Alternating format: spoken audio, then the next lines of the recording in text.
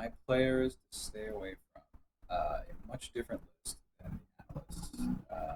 Analysts have Le'Veon Bell as the top one to stay away from. I love Le'Veon. He's going to ball this year. He is well rested. He can catch the ball. He'll probably lead that team in reception. Analysts are saying to stay away from Jarvis Landry because of Odell Beckham. That's ridiculous because Odell's going to get double teamed. And 2 years ago, Jarvis led the league in reception. So Jarvis will be just fine. They're saying to stay away from Eric Ebron. I have no idea what they're talking about. They're saying to stay away from Alshon Jeffrey because of the competition he has. That's ridiculous too. My most controversial stay away from is Julio Jones. That's because of his contract situation. And if they can't work that out before the beginning of the year, I just think they're not going to target him, and they don't have to target him. Calvin Ridley is who I want. Probably try and steal him by the third round.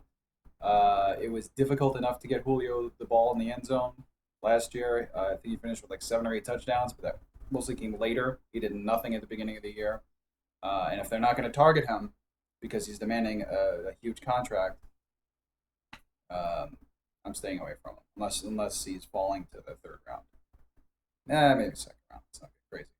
The others, Fournette, I think is just too banged up. Gurley, I'm staying away from. Most people are. I saw mocks with him going in the third round.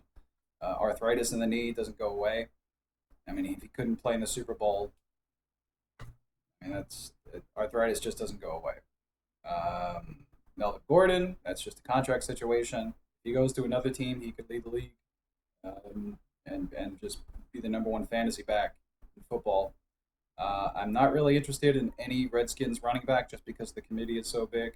I think Darius Geis should be the number one, but you have Bryce Love, who 2 years ago, if he came out 2 years ago, he would have been an early first round pick. Samaji Perine and AP is still getting it done. So that committee is just too big. David Johnson, I don't know how people still have him in top five, top six pick. The offensive line in Arizona is terrible. The only thing he has going for him is he has no backups. They're all off. Well, I'm not gonna say they're awful compared to me, but they're just not anything to speak of. None of them. Cooper Kupp, who I always love, was money for me, torn ACL.